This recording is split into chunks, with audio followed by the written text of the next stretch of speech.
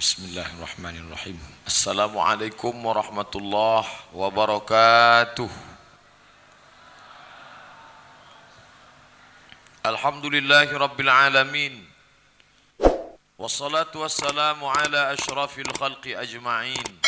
Sayyidina wa maulana Muhammadin wa ala alihi wa sahbihi wa man da'a bi da'watihi wastanna bi sunnatihi ila yaumi liqa'i rabbih wa ba'd. Subhanaka la ilma lana illa ma 'allamtana innaka antal alimul hakim. Rabbi shrah li sadri wa yassir li amri wahlul 'uqdatam min lisani yafqahu qawli. Yang sama-sama kita hormati Bapak Bupati Kabupaten Rokan Hulu, Bapak Dr. Andes Haji Ahmad MSI beserta seluruh jajarannya. Hadirin hadirat, para tamu, saudara-saudari kita kaum muslimin muslimat yang datang dari jauh maupun yang dari Kabupaten Rokan Hulu dan sekitarnya, yang besar tak dihimbau gelar, yang kecil tak dapat disebut nama. Insya Allah kita semua hamba-hamba yang dimuliakan Allah Subhanahu wa ta'ala. Amin ya rabbal alamin. Ada seorang perempuan yang solihah bernama Hannah. Namanya Hannah. Dia bernazar. Tertulis nazarnya itu di dalam Al-Quran. A'udzubillahi minasyaitonirrajim. Rabbi inni nazartu laka ma fi batni muharrara. Ya Allah, aku bernazar ma fi batni, apa yang ada dalam perutku ini, maksudnya anak yang kukandung ini, nanti kalau dia lahir akan kujadikan dia muharrara. Jadi kalau ada nama orang muharrar, ada dulu kawan kuliah namanya muharrar, itu ada dalam Al-Quran. Muharrar artinya dalam tafsir disebut makna muharrar khalisan li khidmati baitil maqdis. Kalau anakku ini nanti lahir, dia tidak akan kujadikan pedagang, dia tidak akan kujadikan petani, dia tidak akan kujadikan bisnismen, dia tidak akan menjadi pegawai, dia hanya akan menjadi muharrar khalisan li khidmati baitil maqdis. Dia akan menjadi pelayan Baitul Maqdis. Orang barat menyebutnya servant of God, pelayan Tuhan. Inilah cikal bakal pendeta yang hanya menjadi pelayan rumah suci, rumah Tuhan. Singkat cerita, lahirlah anak tadi. Ternyata tak seperti yang diprediksi. Falamma wada'atha, ketika dia melahirkan, Rabbi inni wada'tuha unsa, ternyata anak yang lahir unsa, perempuan. Sedangkan syarat untuk menjadi pelayan rumah suci harus laki-laki. Tapi nazar sudah terucap, apa boleh buat? Rabbi inni wada'tuha unsa wa laysa dzakaru kal unsa, laki-laki tak sama dengan perempuan. Anak yang dilahirkan perempuan.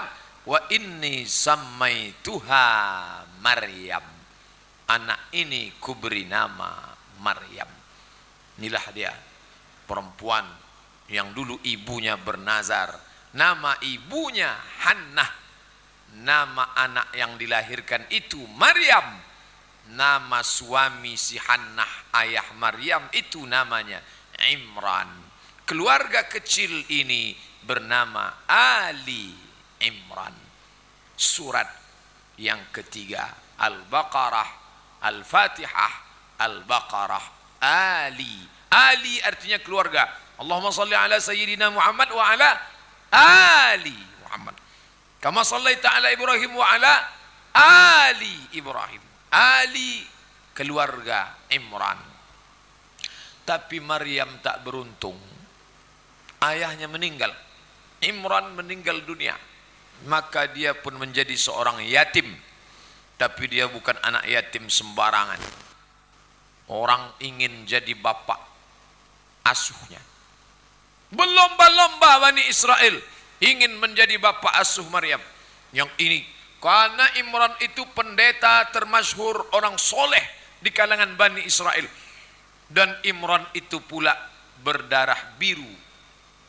Imran cucu cicit keturunan Sulaiman, Sulaiman anak Daud, Daud anak Yahuza, cucu cicit Yahuza, dan Yahuza itu saudara kandung Yusuf. Yusuf itu anak Yakub, Yakub itu anak Ishak, dan Ishak itu anak Ibrahim alaihissalam.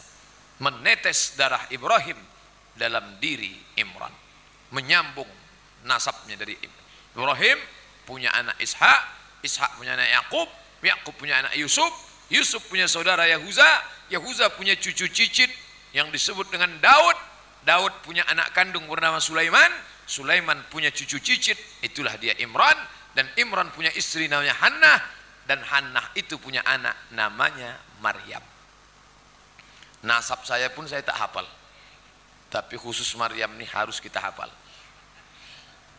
Bapak Ibu yang dimuliakan Allah Subhanahu wa taala, lahir dalam keadaan anak kecil yatim, tak ada ayah, tapi orang Yahudi berlomba-lomba, aku jadi bapaknya, aku jadi bapak asuhnya, aku yang akan merawatnya.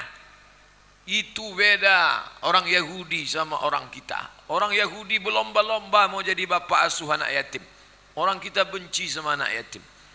Kecuali Islamic Center Pasir Pangarayan, ada malam-malam tertentu penyerahan santunan kepada anak yatim. Jadi kalau ada orang Islam tak suka kepada anak yatim, itu lebih parah daripada Yahudi Israel otaknya. Ini banyak pendeta yang mau jadi bapak asuh Maryam. Bagaimana ini? Diadakanlah undian. Bagaimana cara mengundinya? Pendeta-pendeta itu punya pena yang menulis Alkitab. Pena-pena itu dianggap sebagai pena yang suci. Maka cara mengundinya unik. Bukan ditulis. Tulis nama dalam kertas, gulung, masukkan ke kotak, digoncang. Itu bukan undian, itu namanya arisan. Ini cara mengundi. Bagaimana? Kalian semua mau jadi bapak asuhnya Maryam? Ya. Ini cara mengundinya, ditulis dalam Al-Quran. Wa ma kunta ladaihim idh yulquna aqlamahum ayyuhum yakfulu Maryam. Ya Muhammad, kata Allah, engkau tidak berada di tengah pendeta-pendeta itu ketika mereka mencampakkan pena-pena mereka ke dalam air. Cara mengundinya, pena suci itu dicampakkan ke dalam air. Siapa yang penanya tenggelam, kalah. Siapa yang penanya nyemplung, kalah. Siapa yang penanya masuk ke air, kalah. Satu pena mengapung ke atas.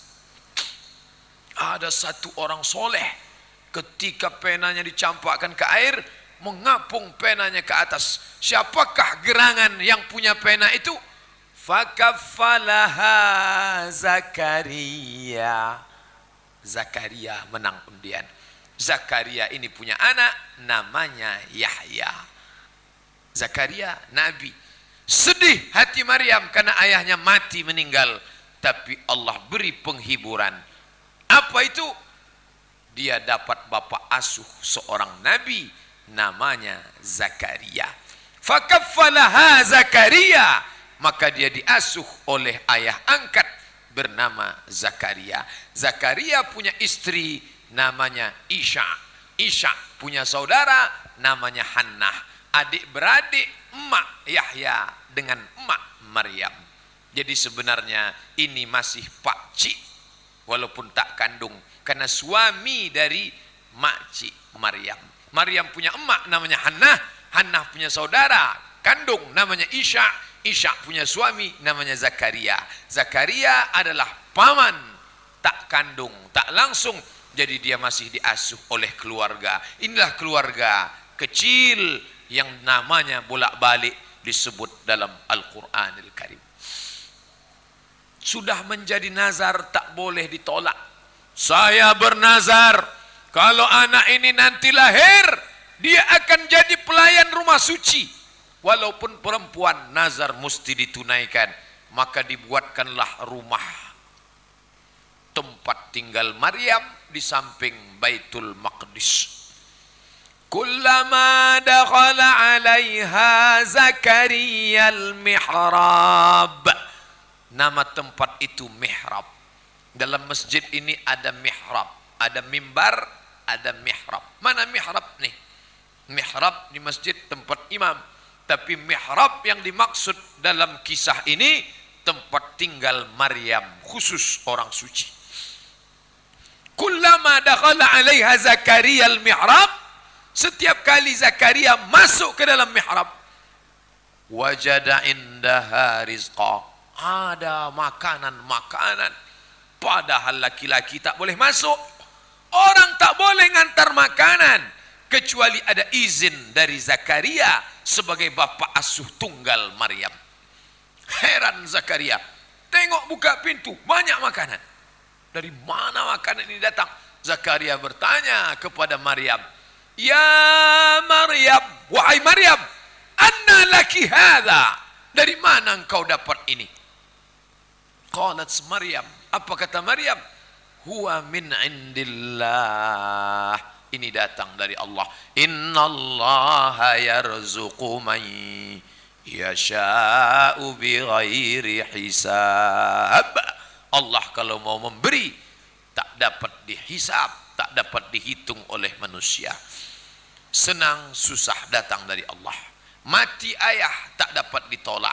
Digantikan ayah angkat seorang nabi pun datang dari Allah. Sekarang datang masanya makanan melimpah ruah pun datang dari Allah. Tapi Zakaria yang nabi pun tak tahu. Ini menunjukkan perkara-perkara gaib milik Allah Subhanahu wa taala. Sadarlah Zakaria bahwa anak angkatnya ini bukan perempuan biasa. Anak asuhnya ini bukan orang biasa. Lahirnya karena nazar. Ayahnya meninggal seorang pendeta yang soleh. Dan nampak tanda-tanda ada makanan yang turun dari langit. Pasti akan ada terjadi sesuatu nanti di masa yang akan datang. Tumbuhlah Maryam menjadi seorang anak gadis. Malang tak dapat ditolak, untung tak dapat diraih. Tiba-tiba datang seorang anak lajang menghampiri Maryam. Fa'arsalna ilaiha ruhana. Fa'arsalna, kami kirim ilaiha kepada Maryam ruhana. Kalau disebut kata ruh dalam Al-Quran, itu bisa mengandung makna ruh, tapi juga mengandung makna Jibril. Salamun dalam surat Al-Qadar. Tanazzalul malaikatu warruh. Yang dimaksud ruh di situ Jibril. Nazala bihi ruhul amin. Turun ruh. Yang dimaksud ruh di situ Jibril. Begitu juga dalam ayat ini. Fa arsalna ilaiha ruhana. Kami kirimkan ruh. Yang dimaksud di situ Jibril. Tapi Jibril datang tidak dalam bentuk aslinya. Lalu dalam bentuk apa? Fatamatsala laha basharan sawiyya. Jibril datang dalam bentuk anak lajang yang ganteng. Kalau ustadz penceramah tu ganteng biasanya disebutnya macam saya lah, tapi saya tak pede bilang begitu. Fatamatsala laha basharan sawiyya. Datanglah Jibril dalam bentuk anak muda yang sangat ganteng. Menengok anak lajang ganteng, maka Maryam takut. Qalat, Maryam berkata, inni a'udzu birrahman. Aku berlindung kepada Allah. In kunta taqiyya. Kalau memang kau takut kepada Allah, hai anak muda, hai anak lajang, hai orang ganteng, aku tak pernah jumpa laki-laki, karena aku tinggal di mihrab yang suci, yang boleh masuk ke dalam hanya Zakaria. Tiba-tiba engkau berani masuk ke sini. Inni a'udzu birrahman. Aku berlindung kepada Allah. In kunta taqiyya. Apa maknanya? Maryam tak tahu bahwa yang datang itu Jibril. Tengok, Maryam perempuan yang suci tak tahu bahwa yang datang itu Jibril. Itu pun terjadi pada zaman Nabi Muhammad sallallahu alaihi wasallam. Datang seorang laki-laki, rambutnya hitam, bajunya putih, jubahnya bersih, datang ke dekat Nabi. Seorang pun tak ada yang tahu. Tiba-tiba dia bertanya tentang mahwal iman. Apa itu iman? Mahwal Islam. Apa itu Islam? Mahwal ihsan. Apa itu ihsan? Selesai itu dia pergi. Nabi bertanya, tahu tak kalian siapa yang datang tadi? Tak ada yang tahu. Umar bin Khattab, tahu engkau siapa yang datang tadi? Kata Umar, kami tak tahu. Jibril atakum yu'allimukum dinakum. Tadi yang datang itu Jibril mengajarkan kalian agama. Apa pelajaran dari sini? Maryam tak tahu yang datang itu Jibril. Umar bin Khattab pun tak tahu bahwa yang datang itu Jibril. Tapi Lia Eden dan Ahmad Musadek bisa tahu. Ini kan nampak betul bohongnya. Bisa pula dia tahu. Katanya bertemu sama Jibril. Sudah tiga nabi palsu yang ditangkap mengaku jumpa Jibril. Yang pertama Lia Eden. Yang kedua Ahmad Musadek. Ahmad Musadek di Bogor. Yang terakhir di Bandung. Namanya Cecep. Polisi paling hebat di dunia ini polisi Republik Indonesia. Bisa menangkap 3 nabi dalam setahun. Semuanya mengaku ketemu Jibril. La haula wa la quwata illa billah. Maryam tak tahu kalau itu Jibril. Inni a'udzu birrahman. Aku berlindung kepada Allah. In kunta taqiyya. Kalau memang engkau takwa kepada Allah. Apa kata Jibril? Innama. Jibril mengenalkan dirinya. Tengok. Innama ana rasulu rabbiki. Aku bukan orang jahat. Ana rasulu rabbiki. I am messenger of God. Aku utusan Tuhan. Li'ahaba laki gulaman. Aku membawakan seorang anak. Gulaman zakiyya. Seorang anak zaki. Kalau ada nama orang zaki pakai zal artinya cerdas. Tapi kalau ada nama orang zaki, suci. Li'ahaba laki gulaman zakiyya. Aku membawakan kepada engkau seorang anak laki-laki yang suci. Maka ditiupkanlah ruh ke dalam perut Maryam. Fanafakhtu fihi min ruhi. Maka hamillah Maryam. Maka anak gadis yang hamil Maryam. Tapi di Riau ini banyak juga anak gadis yang hamil. Bukan karena ditiup, dicoblos. Bapak Ibu yang dimuliakan Allah Subhanahu wa taala. Nah, muncullah fitnah besar. Bagaimana seorang anak pendeta yang diasuh oleh lupa saya ada anak kecil. Ini tak boleh disebutkan di bawah 17 tahun ceritanya. Tak nampak deh anak kecil ini bersorban, awak sangka orang besar. Bagaimana mungkin anak gadis, anak pendeta diasuh oleh Zakaria tinggal di mihrab hamil tanpa suami? Ini menunjukkan hidup itu. Hidup itulah begitu. Ayah meninggal, jatuh, diasuh oleh Zakaria, naik. Sekarang sejatuh-jatuhnya Maryam. Kenapa?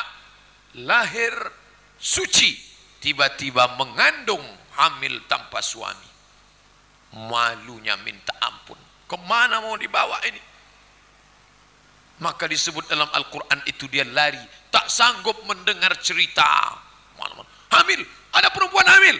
Ada orang hamil. Hamil tanpa suami. Hamil. Tak sanggup telinga kasar. Cakap kasar. Maka dia pun lari ke tempat. Dalam Quran tempat itu disebut makanan qasiyya. Makanan tempat qasiyya, jauh dari Palestina karena tak sanggup tinggal di kota, mengungsi ke tepi pinggiran kota. Bersandarlah dia di situ di batang pohon korma, sedang hamil tua. Sedih dia sampai-sampai apa kata dia? Ya laitani mutu qabla hadza. Ya laitani mutu, andai aku mati qabla hadza, sebelum ini. Wa kuntu nasyam mansiya, andai aku mati sebelum ini dan menjadi orang yang terlupakan, tak diingat orang. Baiklah aku mati kalau begini. Artinya apa? Orang yang imannya setingkat Maryam pun kalau diuji dengan pukulan bertubi-tubi KO juga, tumbang juga. Tapi untuk sampai kafir tidak. Dia hanya mengatakan, ya laitani, andai aku Mutu qabla hadha, andai aku mati sebelum ini, wa kuntu nasyam mansia, dan aku menjadi orang yang tak terbayangkan oleh orang, tak pernah disebut, tak diingat oleh orang. Tapi sampai hari ini kita mengingat, menyebut Maryam. Bersandar dia di sebatang pohon korma. Fa'ajah al-makhadu, sampailah masanya dia melahirkan anaklah dia di bawah pohon korma. Bersandar dia. Sesudah melahirkan anak itu bersandar dia di batang pohon korma.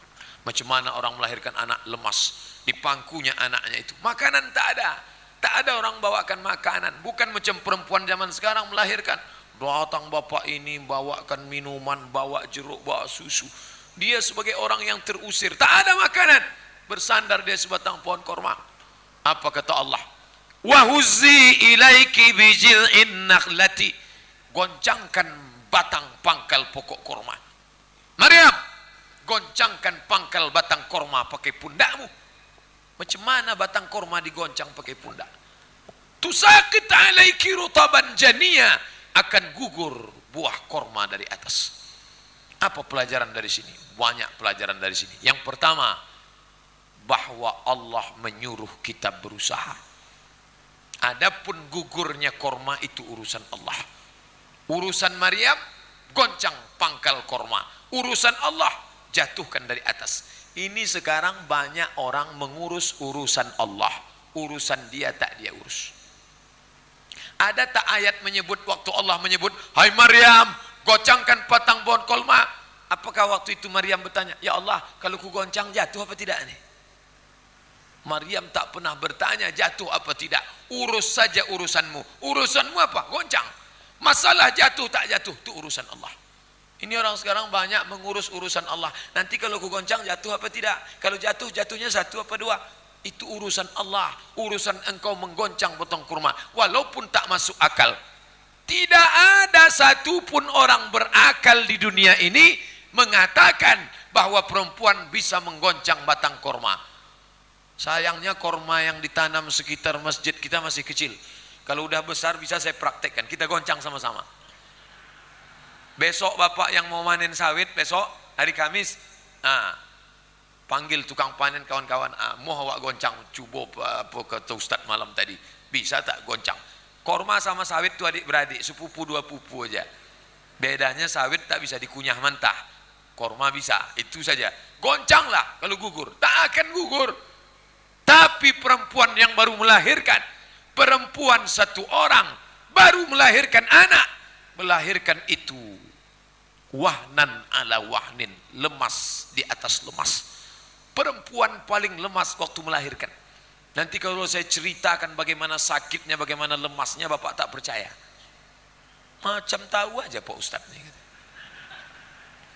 Tapi Allah mengatakan, Maryam yang baru melahirkan anak, tenaganya terkuras, dia menggoncang batang kurma. Tusaqit alaiki rutaban janiyya, gugur buah kurma.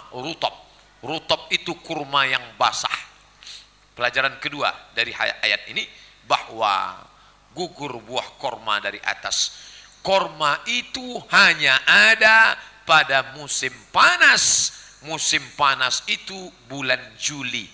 Januari, Februari, Maret, April, Mei, Juni, Juli. Bulan Juli baru ada korma mengkal, korma masak. Adapun bulan 12 ini, bapak yang punya duit pergi sekarang umrah, tengok di Masjidil Haram, Masjid Nabawi. Korma banyak, itu korma lama. Tengok pokok korma di Madinah. Kalau kita datang ke sana umrah bulan Juli, musim haji, banyak korma mengkal. Tapi hari ini, bulan 12, bulan Desember, tidak ada pokok korma yang berbuah. Jangankan korma masak, putih korma pun tak ada. Kalau begitu, berdasarkan ayat ini, Nabi Isa lahir musim panas. Lalu yang lahir 25 Desember itu siapa? Bukan Nabi Isa. Itu dewa matahari. 3 ayat menyebut Nabi Isa lahir musim panas. 1 dalam Al-Quran, 2 dalam perjanjian baru. 1 dalam Quran menyebut ketika Isa lahir, buah korma sedang mengkal, rutab, bulan Juli, musim panas. Dalam perjanjian baru disebut ketika Isa lahir, pengembala kambing sedang mengembalakan kambing di atas padang rumput yang hijau. Rumput hijau bulan Juli musim panas. Bulan 12 tak ada rumput yang hijau karena permukaan rumput tertutup es dan kambing paling takut sama es. Dalil ketiga, ketika Nabi Isa lahir, bintang sedang terang benderang. Langit dengan terang benderang itu musim panas, bulan Juli. Bulan Desember tak ada bintang di langit. Kenapa? Tertutup kabut salju. Ustadz macam pernah aja tinggal di tempat salju. Pernah Maroko itu ada salju di daerah Ifran. Ada salju. Musim bulan Desember, Januari turun salju. Saya tahu macam mana kabut salju turun dan rumput tak tumbuh. Foto saya di salju ada, saya upload di Facebook waktu masih muda dulu, bisa ditengok sekarang. Bapak Ibu yang dimuliakan Allah Subhanahu wa taala, banyak pelajaran. Makanya anak-anak kita, Bapak Ibu yang selama ini baca surat Yasin bagus, tapi khusus bulan 12 ini baca surat Maryam dan surat Ali Imran. Inilah dalil bahwa Al-Quran itu datang dari Allah Subhanahu wa taala. 114 surat dalam Al-Quran, 114 surat, 2 surat untuk Nabi Isa. 1 atas nama emaknya Maryam, 1 atas nama datuknya Ali Imran. Kalaulah Al-Quran itu buatan Nabi Muhammad, tentulah dibuatnya di situ surat Aminah, surat Fatimah, surat Aisyah. Tentulah dibuatnya di situ surat Ali Abdul Muttalib. Tapi Quran itu bukan buatan Muhammad, maka nama suratnya Ali Imran. Surat Maryam, bagus baca surat Maryam. Yang hobi bacaan mujawad dengan lagu Bayati Sobasika Nahawan Jaharka, dengarkan bacaan surat Maryam yang dibaca Syekh Mustafa Ismail. Oh, saya suka mendengar suara dia di YouTube itu.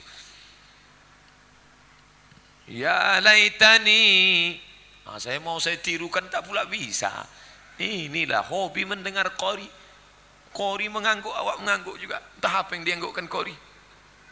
Bapak Ibu yang dimuliakan Allah Subhanahu wa taala, maka Nabi Isa alaihissalam adalah Rasul utusan Allah. Tapi pada saat itu dia berada di antara dua. Orang Yahudi mengatakan dia anak zina.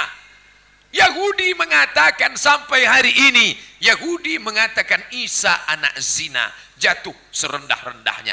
Nasrani mengatakan Isa anak Allah yang tunggal. Anak Allah, Allah Bapa, Rohul Kudus, haleluya. Bayangkan, dua yang bertolak belakang.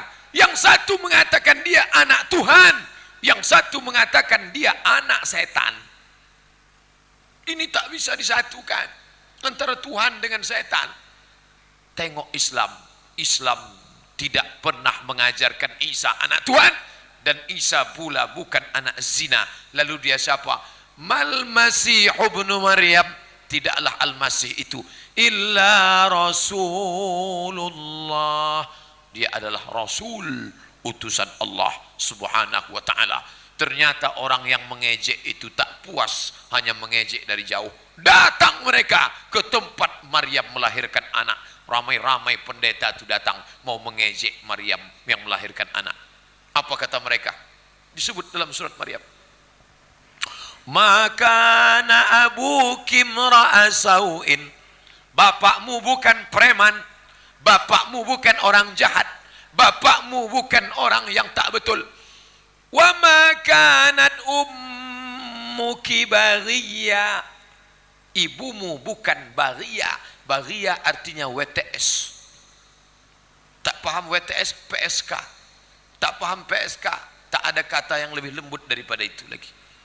Kalau sebut kata satu lagi tak layak, tak cocok sebut dalam masjid. Kotor, najis, jorok.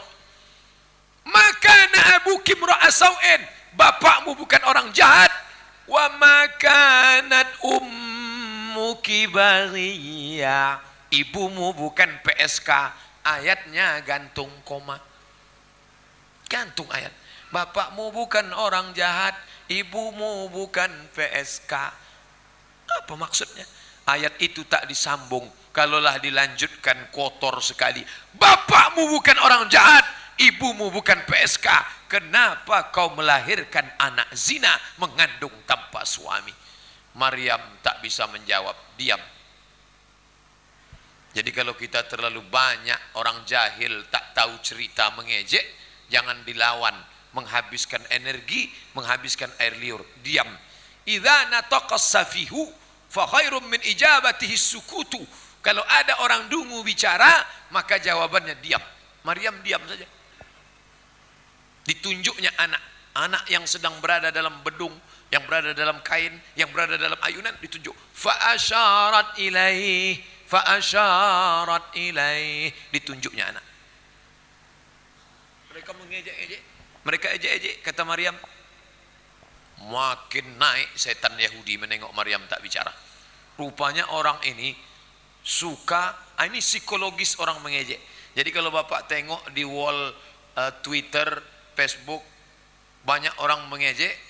Itu orang mengejek itu memancing kita untuk melawan. Ketika kita diamkan, dia makin stres. Saya baru paham psikologis ini setelah baca ayat ini. Dulu saya kalau diejek orang di Facebook, saya lawan. Diejek saya lawan. Sekarang saya tak lawan, saya diamkan aja. Ternyata semakin saya diam, makin gila dia. Maryam diam, ditunjuk Maryam anaknya. Fa asyarat ilaih. Mereka makin gila. Apa kata mereka? Kaifa nukallimu man kana fil mahdi sabiyya.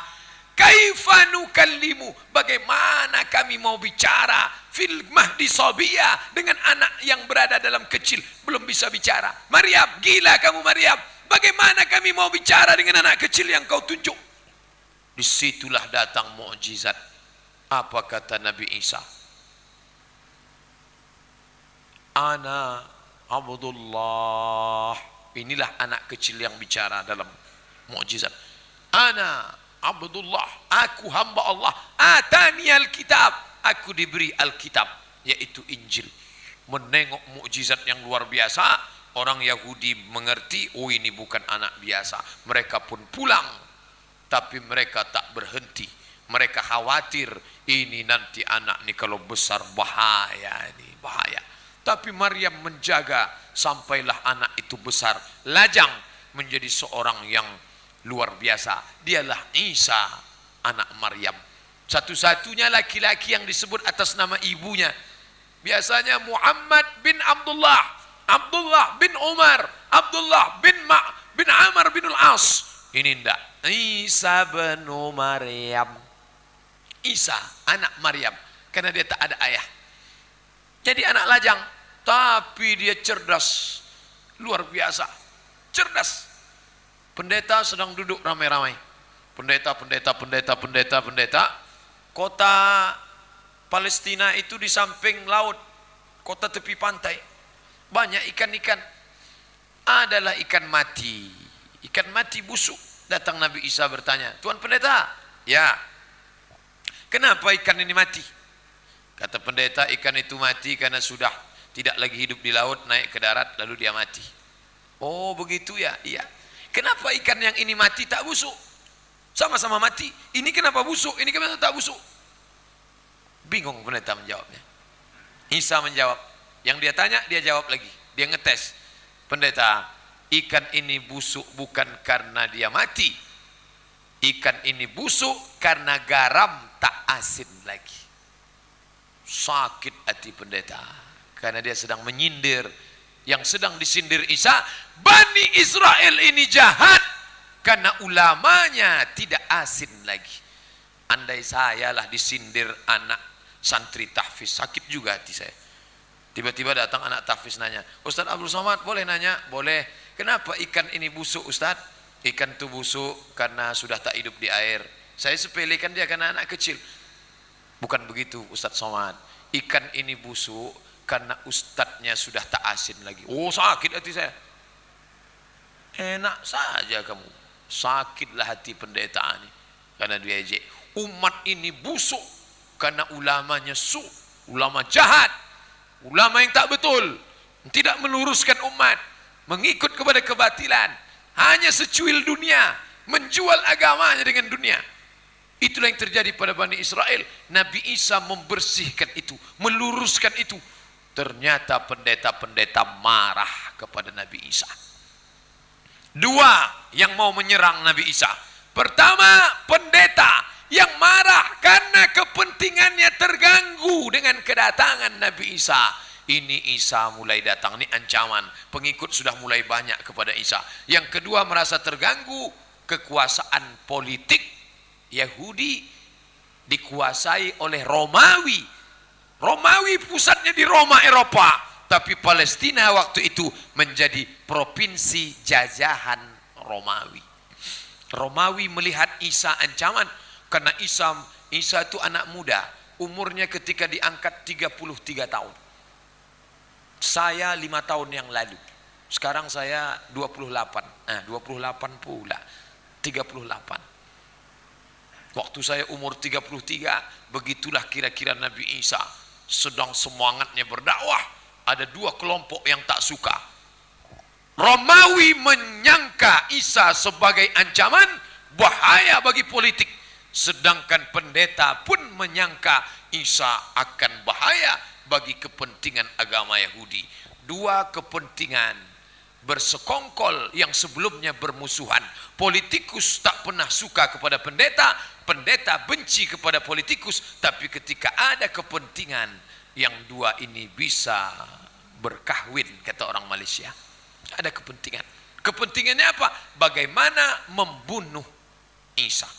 Bagaimana cara membunuh Isa? Ayo kita tangkap Isa. Tapi menangkap Isa tak semudah menangkap kijang di tengah hutan. Kenapa? Dia dikelilingi murid-murid yang setia. Itulah yang disebut dengan Hawariyun. Wa idh qala Isa ibn Maryam lil hawariyin. Ingatlah ketika Isa berkata kepada Hawariyun, Man ansari ilallah. Man ansari ilallah. Siapa yang akan menolong aku menegakkan agama Allah? Qala al hawariyun. Hawariyun menjawab, Nahnu ansarullah. Kami yang akan menolong agama Allah. Isa, jangan kau takut, jangan kau sedih. Kalau pendeta menangkapmu, kalau Romawi ingin mancungmu, kami akan menolong agama Allah. Tak bisa ditembus ini. Apa pelajaran dari sini? Isa punya mukjizat yang luar biasa. Kenapa pengikutnya banyak? Yubri'ul akmaha wal abrasa, menyembuhkan orang kusta, menyembuhkan orang buta, disapunya mata orang buta, melek. Wa yuhyil mauta, orang mati hidup biiznillah, dengan izin Allah. Tapi orang benci tetap banyak. Ridwan nas syai'un la yudrak. Keinginan orang banyak tak dapat kita sanggupi semuanya.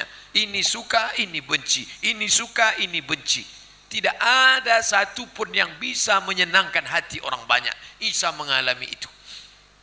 Mukjizatnya hebat, tapi dia tidak berjalan sendiri. Ada Hawariyun. Begitu juga dengan Nabi Muhammad.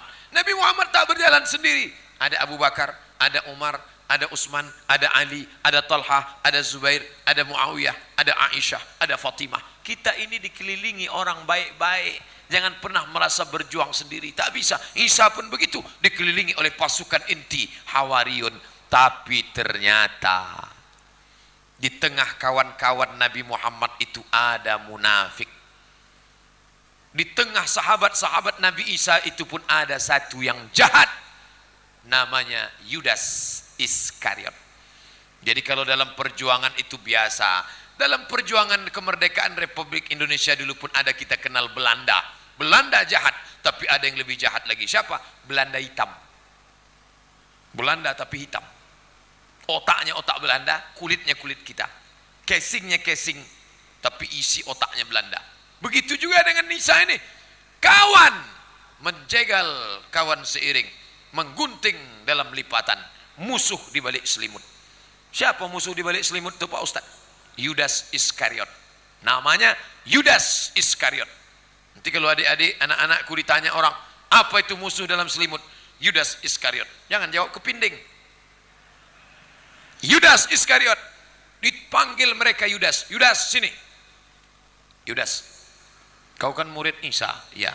Tahu di mana persembunyian Isa? Tahu. Kalau kami sogok sogok sekian keping uang emas, bisa tunjukkan? Bisa. Jadi cerita sogok menyogok pakai duit berubah suara ini dari dulu sudah ada. Serangan Fajar kena juga Yudas Iskariot. Kena Yudas Iskariot. Yudas, money politik. Yudas, mau kami kasih duit sekian? Oke, kata Yudas, tunjuk. Ayolah, bersekongkollah Yudas tadi bersama dengan Romawi dan pendeta. Diceritakan detail dalam tafsir At-Tabari. Yudas setelah menerima duit tadi, jalan dia, berjalan. Di mana tempat Isa itu? Itu rumahnya. Itu iya.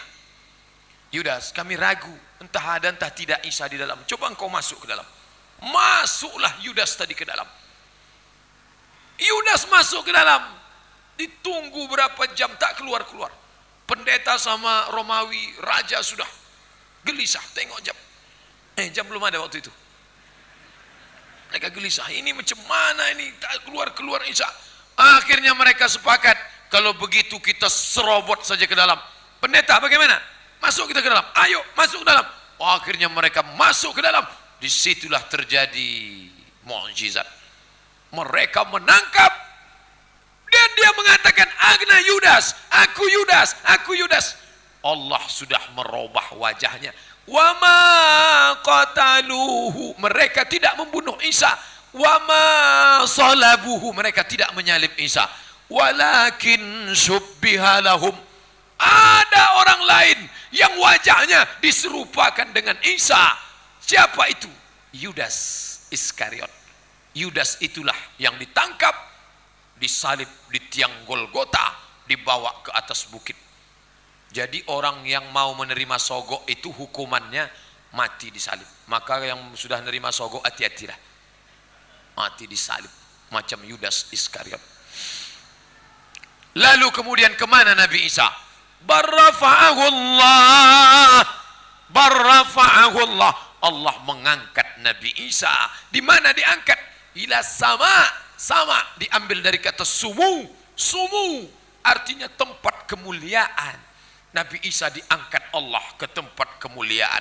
Apa kerja dia sekarang? Wallahu a'lam bishawab. Apa mungkin dia diangkat selama 2000 tahun? Bisa. Kalau Ashabul Kahfi bisa ditidurkan Allah, salasami'ati wasdadu tis'a, tidur 309 tahun. Ashabul Kahfi tidur 309 tahun. Begitu bangun tidur, macam tidur semalam, perut lapar suruh kawan beli makanan. Tolong beli makanan dulu ke kota, tapi belinya pelan-pelan. Wal yatalattaf wala yush'iranna bikum ahada. Nanti beli pelan-pelan supaya orang tak tahu bahwa kita ini orang bersembunyi. Begitu duit ditunjukkan, beli makanan. Duit kalian ini sudah tak laku karena dicetak 300 tahun yang lalu. Bisa Allah menidurkan Ashabul Kahfi 309 tahun macam tidur semalam. Kalau Ashabul Kahfi yang orang biasa bisa ditidurkan Allah, sulitkah bagi Allah menidurkan Isa 2000 tahun? Innama amruhu idza arada syai'an ayyaqula lahu kun ayakun. Nabi Isa tidur, Nabi Isa dimuliakan Allah. Dan hidup kita ini setelah dihitung, ternyata hidup kita ini dibandingkan dengan kehidupan akhirat hanya 1,5 jam. Khamsuna alfa sanatim mimma ta'udun. Hidup kalian 1 hari itu sama 1 hari di akhirat itu sama dengan 50.000 tahun. Jadi kalau dibandingkan skalanya, hidup kita yang 63 tahun itu hanya 1,5 jam akhirat. Sebentar sekali. Maka Nabi Isa itu kuasa dibalikkan Allah. Nabi Isa akan turun sekali lagi nanti sebelum hari kiamat. Detail disebutkan dalam hadis sedetail-detailnya. Tempat turunnya itu namanya negeri Syam. Nama kotanya Damaskus. Nama masjidnya berwarna putih menaranya. Detail, menara tinggi berwarna putih. Tapi letaknya di Damaskus. Andai di situ tak disebutnya Damaskus, menara tinggi, mungkin saya sangka menara 99.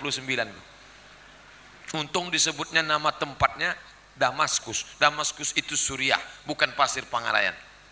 Turun nanti Nabi Isa. Nabi Isa kalau turun mau ngapai? 3. Yukasiru salib, menghancurkan salib. Wa yaqtulul khanazir, membunuh babi. Wa yada'ul jizyah, menggugurkan pajak. Babi habis, salib hancur, pajak gugur. Maka bapak yang selama ini berat membayar pajak, sabar. Datang Nabi Isa, habis pajak. Bapak ibu yang dimuliakan Allah subhanahu wa ta'ala, Nabi Isa akan datang. Disitulah sebagian ahli kitab ini akan masuk Islam.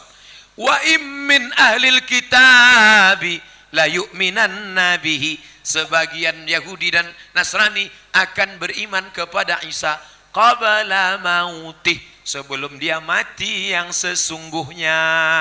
Sekarang dia belum mati, dia diangkat Allah. Lalu siapa yang merusak ajaran Nabi Isa itu? Setelah Nabi Isa diangkat dari peredaran, hilang, muncullah orang-orang yang mengaku murid Isa. Ada seorang laki-laki namanya Saul. Datang Saul, aku Saul, dulu aku musuh Isa, dulu aku benci kepada Isa, tapi sekarang tadi malam aku sudah berjumpa Isa, dan Isa mengangkat aku menjadi utusannya. Sejak hari ini namaku berubah menjadi Paulus.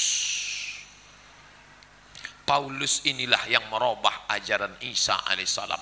Murid-murid Paulus inilah yang menulis perjanjian baru 4. Matius, Markus, Lukas, Yohanes. Matius, Markus, Lukas, Yohanes, ditambah 14 surat Paulus. Perjanjian baru itu semuanya otak daripada Paulus. Nabi Ibrahim berkhitan, Nabi Ishak berkhitan, Nabi Yakub berkhitan, Nabi Yusuf berkhitan, Yahuza berkhitan, Nabi Sulaiman berkhitan, Nabi Daud berkhitan, anaknya Sulaiman berkhitan, Nabi Isa pun berkhitan. Nabi Isa berkhitan, buka kitab perjanjian lama, perjanjian baru, Nabi Isa dikhitan. Siapa yang menghapuskan khitan? Paulus. Kata Paulus, setelah Yesus disalib, maka tidak perlu lagi berkhitan, karena semua kulit sudah suci. Dia yang menghapuskan khitan. Sekarang mereka malu-malu pergi ke dokter, minta potong. Kenapa? Karena ternyata di balik kulit itu ada kulfah, ada kulit najis, bau, kotor, dan banyak mereka kena kanker kulit gara-gara itu. Maka mereka diam-diam berkhitan, diam-diam. Tapi setelah kulit itu lihat, mungkin dipotong pakai kampak macam Nabi. Paulus yang sudah menghapuskan itu. Nabi Musa tidak makan babi. Nabi Musa tidak makan babi. Makanya Yahudi yang ada sekarang tak makan babi. Yahudi tak makan babi. Ketika muncul isu bahwa filter rokok itu dari hemoglobin sel merah darah merah babi, ternyata filter ujung rokok itu diambil dari sel merah darah babi. Maka yang unjuk rasa di Amerika ramai-ramai Yahudi. Persatuan Yahudi Amerika unjuk rasa, tolong filter bersihkan, karena mereka tak mau menghisap babi. Yahudi, orang Islam tak ada. Mau babi-babi lah, santai aja gitu. Yahudi tak mau. Makanya kalau ada orang Indonesia dapat beasiswa ke Amerika, pertukaran pelajar, ada kawan bapak, anak tetangga bapak dapat pertukaran pelajar ke Amerika, anak bapak kemana? Sekolah di Amerika, ditempatkan di rumah orang Amerika, itu ditempatkan di rumah orang Yahudi. Saya ketemu dengan salah seorang kuliah di Amerika, dulu bapak tinggal di mana? Di rumah orang Yahudi. Loh, kok di rumah orang Yahudi? Karena kita ada persamaan. Apa persamaannya? Yahudi tak makan babi. Oh, patutlah. Dan Yahudi itu binatangnya harus dipotong, disembelih.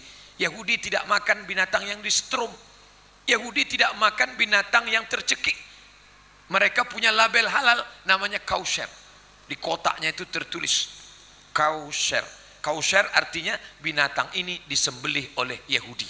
Tapi ketika Paulus datang, apa kata Paulus? Binatang tercekik halal, babi halal, binatang yang diterkam binatang buas halal. setelah Yesus disalib, semua yang berkaki 4 halal dimakan. Kecuali meja, itu pun karena keras. Paulus inilah yang sudah merusak ajaran Isa alaihissalam. Bapak Ibu yang dimuliakan Allah subhanahu wa ta'ala, anak-anak kita mesti tahu ini. Karena kalau tidak, dia berada dalam tipuan-tipuan.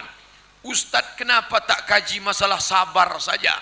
Kaji masalah tawakal saja. Ngapain dikaji tentang Nabi Isa?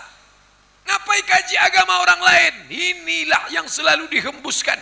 Kita bukan mengkaji agama orang lain, kita sedang mengkaji surat Maryam dan surat Ali Imran.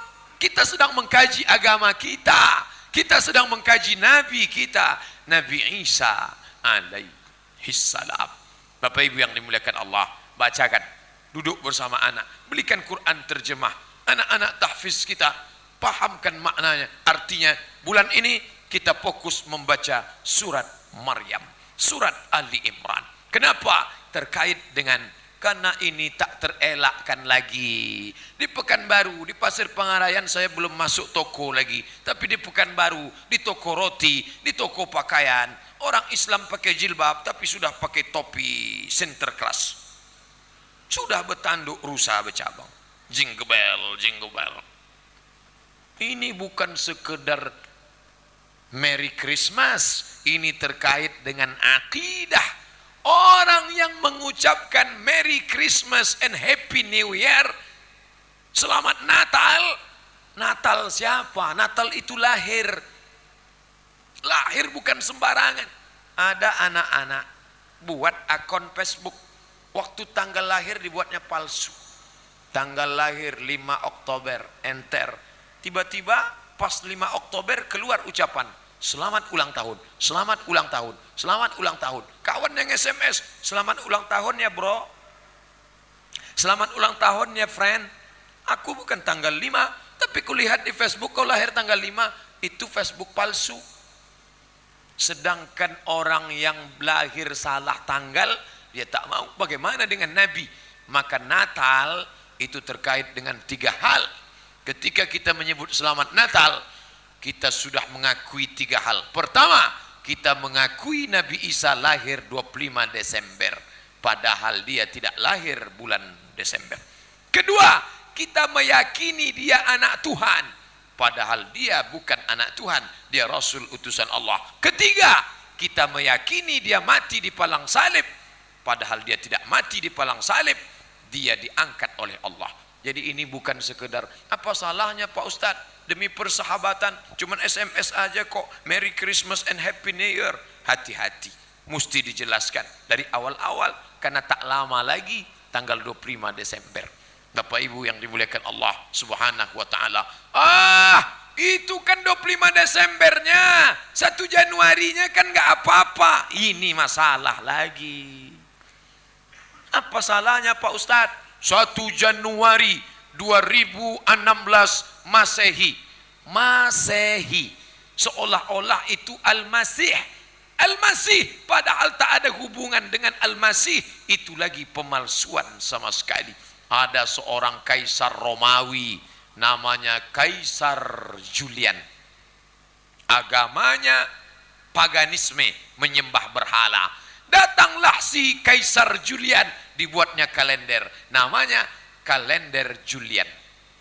Jadi mereka itu kalau buat kalender dibuatnya nama dia, namanya Julian, namanya kalender Julian. Jadi kalau saya buat kalender namanya kalender Somadian. Somat yang buat kalender. Dulu namanya kalender Julian. Lalu datanglah seorang paus dari Vatikan, namanya Paus Gregorius.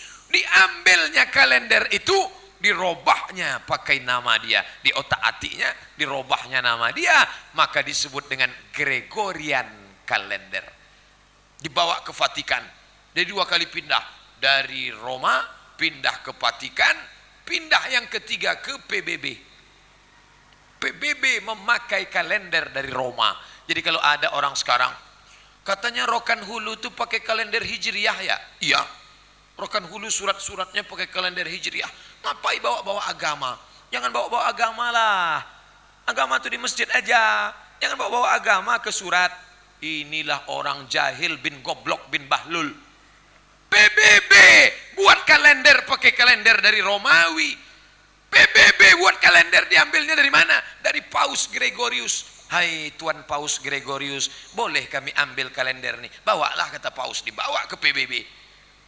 Semua anggota PBB di dunia ini wajib memakai kalender itu, dikirim satu-satu. Itulah asalnya Republik Indonesia pakai kalender si Paus Gregorius. Kenapa? Sejak jadi anggota PBB. Dulu Melayu ini tunduk di bawah kerajaan Siak Sri Indrapura. Sultan terakhir, Sultan Syarif Kasim II, datang ke Yogyakarta menjumpai Presiden Insinyur Soekarno pada tahun 1946, membawa titah, wahai Presiden Soekarno, aku orang Melayu, datang dari Sumatera, kerajaanku Siak Sri Indrapura, tapi aku cinta NKRI melawan Belanda. Ini duit 13 juta golden. 13 juta golden. Berapa tuh Pak Ustadz? Hitunglah sendiri, tak tahu saya berapa. Ini duit 13 juta golden, pakailah untuk perjuangan melawan Belanda. Dan ini surat, negeriku kuserahkan ke Republik Indonesia. Sejak itulah 1946 itulah kita pakai kalender Masehi. Sedulu semua negeri Melayu di Riau ini pakai kalender Hijriah. Ini mesti dijelaskan. Kalau tidak, anak cucu kita tak paham. Orang sudah menyambut semua. Hari Kamis 31 Desember malam Jumat, kebetulan pula Jumatnya 1 Januari. Ini malam Jumat ini, na'udzubillah, survei terakhir semalam saya diposting oleh kawan, yang paling banyak laku menjelang 31 Desember ini 3. Yang pertama pokok cemara, yang kedua tepung untuk buat roti, yang ketiga maaf. Ini tak layak saya sebut, tapi mesti saya sebut. Menjelang 31 Desember 1 Januari yang paling layak, paling banyak laku 3. Pokok kayu cemara, tepung buat roti, kondom. Orang mau berzina malam tahun baru. Orang tua pula mengizinkan anaknya. Pak, saya bawa anak bapak nih ya. Bawalah. Sampai pagi Pak, tak apa-apa, setahun sekali. Hati-hati. Kejahatan anak-anak muda itu bukan hanya karena ada niat dari pelakunya, tapi juga karena ada kesempatan. Waspadalah. Waspadalah. Ini orang tua penting. Kalau tidak, bahaya. Alhamdulillah, saya mendengar pemerintah Kabupaten Rokan Hulu tak ingin anak-anak lajang naik motor. Tuh, mati menabrak tiang listrik.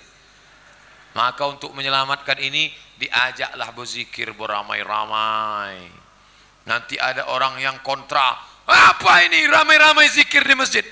Daripada dia mabuk di jalan, bagus dia berzikir di masjid. Kabupaten Siak membuat juga, Pak Bupati Siak. Pokoknya bupati yang peduli pada agama, itu anak-anak itu diselamatkannya. Dari jam 10 malam sampai jam 2 tak boleh keluar. Baca Quran, berzikir, daripada. Karena kalau dia duduk di rumah nonton TV, masuk SMS. Hari gini duduk di rumah, apa kata dunia? Keluar dia, datang SMS, bapaknya pun keluar. Sedang di mana? Di rumah. Besok kan libur, iya. Datanglah ke sini, bakar-bakar ayam kita, bakar-bakar ikan. Itu tradisi jahiliyah. Cina punya kerja. Ayam dibakar, ikan dibakar. Siapa yang asapnya paling banyak naik ke angkasa, itulah rezekinya yang paling murah di tahun 2016. Itu asal usul bakar-bakar itu. Makanya nanti hari Kamis 31 Desember, malam 1 Januari, pilih antara dua. Pertama, datang ke Masjid Islamic Center. Kalau tidak mau, tidur. Habis Isya, tidur. Di kabupaten lain yang tak ada fasilitas masjid, habis Isya, tidur. Besok malam saya dari maghrib ke Isya pengajian di Bali. Balilas. Besok balik dari sini sampai Pekanbaru zuhur, ada dari zuhur langsung ke Indragiri Hulu, di Belilas pengajian. Di Belilas tak ada fasilitas, mungkin malah difasilitasi orang dangdut malam tahun baru. Tapi di kita, alhamdulillah, cinta pada agama. di kabupaten yang tak ada peduli pada agama, saya sampaikan, malam tahun baru tidur, habis isya tidur. Mana bisa dipaksa Pak Ustadz? Habis isya tarik selimut, terbuka-buka mata. Habis isya makan antimo 2 biji.